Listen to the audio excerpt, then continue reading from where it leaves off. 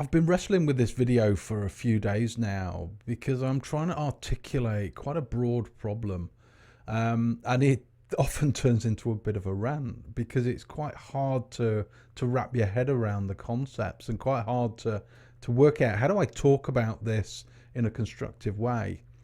But as I go around and talk to organisations about their digital transformation, it all sounds eminently plausible. It all sounds right because everyone's talking about culture and people and customer centricity and all of those great words. But something's wrong. There's something underlying it that is causing failure. And I think more and more I think about it, the more and more I come back to things like Cobb's paradox. So in the project management world, there is a thing called Cobb's paradox, which basically says we know why projects fail, we know what we need to fix to stop them failing, but they continue to fail. The paradox being that if we know why they fail, why do they continue to fail? And in technology, and I think in digital, it's the same thing. I think we understand why things fail. We think we know what we need to do to fix them, but we continue to see the challenges and problems in organizations. We continue to see organizations compromised through unsophisticated cybersecurity attacks that in real terms we know how to prevent them and they're all eminently preventable, but we continue to see these attacks working. And I think the conclusion I sort of come to is that the paradigm around digital and technology is broken. The way that we're thinking about digital, the way that we're delivering, the way that we plan and the way that we operate is broken. And although we think we know what the solution is, these are the same solutions that have failed us in the past and continue in the same vein as Cobb's paradox in project management, continue to deliver the same outcomes each time. So today in the video, I'm going to try and explore this as a problem and try and work out how can I articulate this in a way that organizations can understand the scale of the challenge that they face and some of the things that they can do to start to move beyond it without this becoming a rant and a bit of a rave. It may be, but we're going to enjoy it anyway, because I think this is as much me trying to articulate a challenge as it is about trying to inform and communicate. So we're going to give it a go. My name is Chris Buxton, and I help organizations make the most of their data and technology enabled opportunities. So I think one of the ways to explore this is through the paradigm. And I think we use paradigms all the time. You know, the term paradigm change and things like that have been bandied around for a long time. And if you look online, there's multiple definitions of what is a paradigm.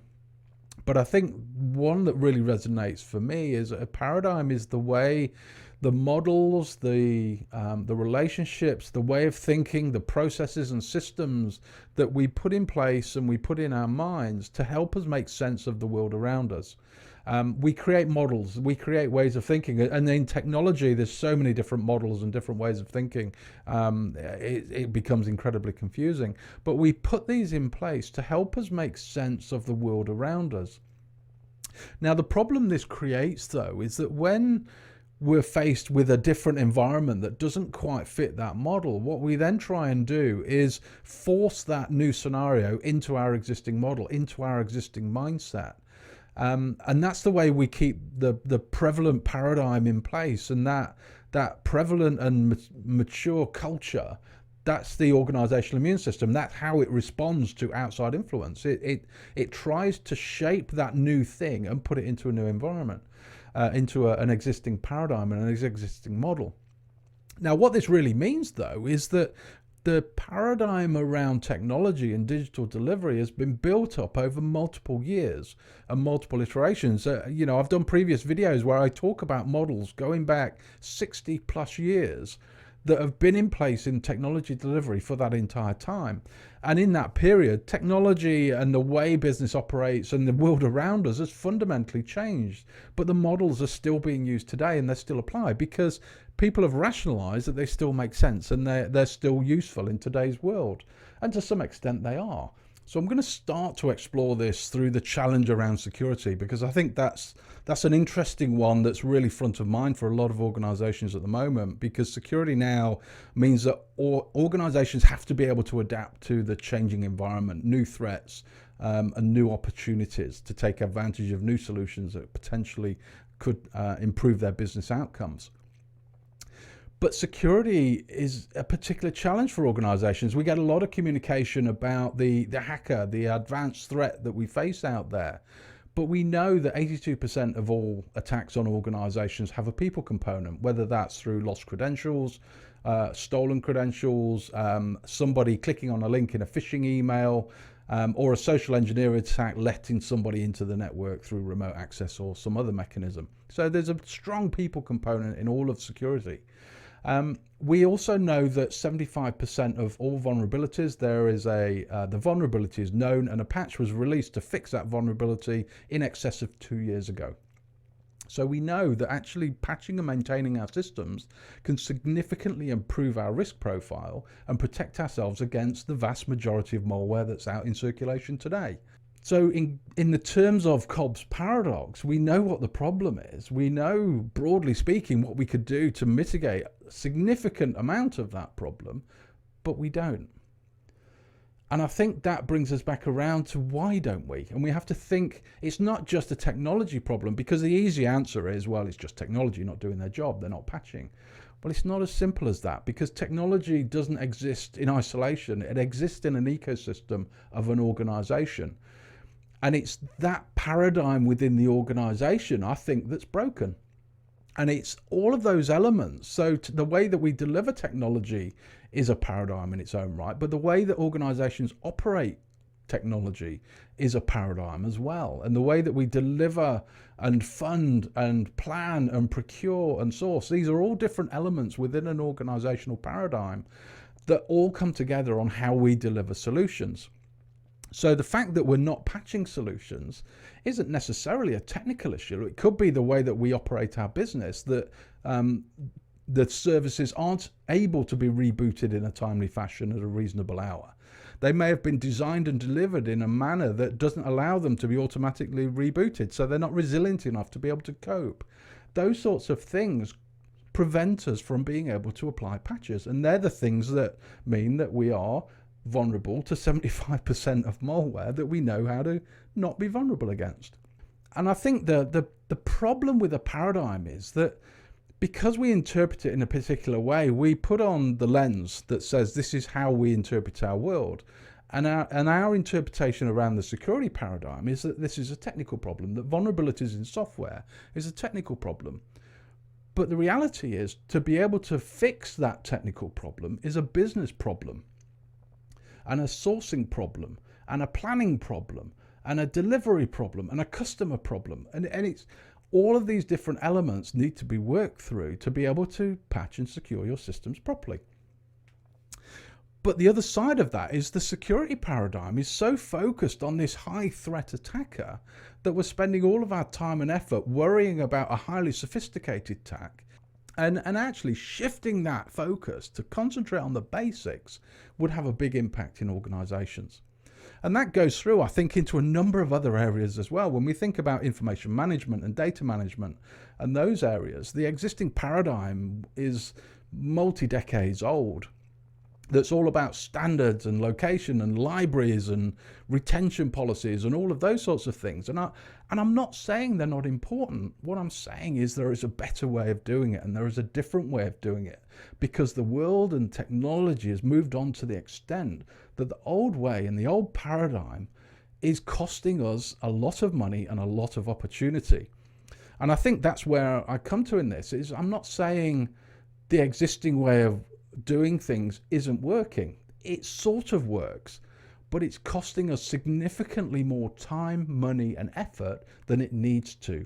You know, one of the things that triggered me to make this video is when I see videos online around Agile and people start to talk about elements within Agile are optional and you can pick and choose what components you use. What you start to realize is that people are doing that to shoehorn Agile into an existing paradigm. They're taking the components and turning it into a command and control style operating model that fits within their existing way of working. So all of those bits of agile that enable an organization to be adaptive and think differently are being dropped. And the things that control the development team and make sure the project delivers on time, they're the things that are being kept. And I think because of that, we're getting limited value out of agile. But again, it's a good example, I think, of how we're talking about being adaptive and being agile, but we're not really, because the existing paradigm and the existing way of working is holding us back. So how do we get out of this? Because I said I would try and talk about what we could do about this, but I think I've spent so long trying to explore the problem, I haven't really come to a firm conclusion. What I do know, though, is that we have data available to us. We have indicators already in place that could help us start to look at our processes different and the way that we operate differently. But a lot of the data, I think, is to reinforce the existing paradigm. And the existing paradigm is a command and control based paradigm. It's not a digital first paradigm. And I think because of that, a lot of the indicators we take for granted around our performance and the way we operate and we may manage information actually reinforce that old way of working. So some circumstances, we're going to have to rethink the data that we collect and start to think differently about root cause analysis. And then we start to think not about the lag indicator, because I think most organizational performance measures and dashboards are lag indicators. Okay, what did we do last month and how well did we do it? And we start to think about leading indicators. What are the underlying root causes of performance that we could change to improve our performance next month? And I think in thinking in those terms and thinking about data in those terms, we start to look at processes differently. And we start to look not at the symptom, i.e. we haven't been patching our systems, and we start looking at the root cause. We haven't patched them because we bought the wrong thing that doesn't allow us to automatically restart and enable us to patch them appropriately. So we start to think about things differently. What we then start to do is shift the paradigm. Organizations stop being a command and control and an assumption-based decision-making body, and they start being a sensing and learning-based organization. So they use data about their environment and how they're operating to inform decisions. Because the problem with the command and control-based paradigm is it's full of assumptions. So I think that's just been a little bit of a rambling, I think, around paradigms and some of the challenges that we're seeing at the moment and potentially what we could do to help start to move organizations forward. I'm not quite sure, still not quite sure whether I've got the message right or whether I've actually hit the point and resonated with people. If I did, hit the like button. If you want to hear more, subscribe to my channel. And if you really want to be notified next time I release a video, click the notify button, click the bell so you'll get a notification. My name's Chris Buxton and I help organizations make the most of their data and technology enabled opportunities.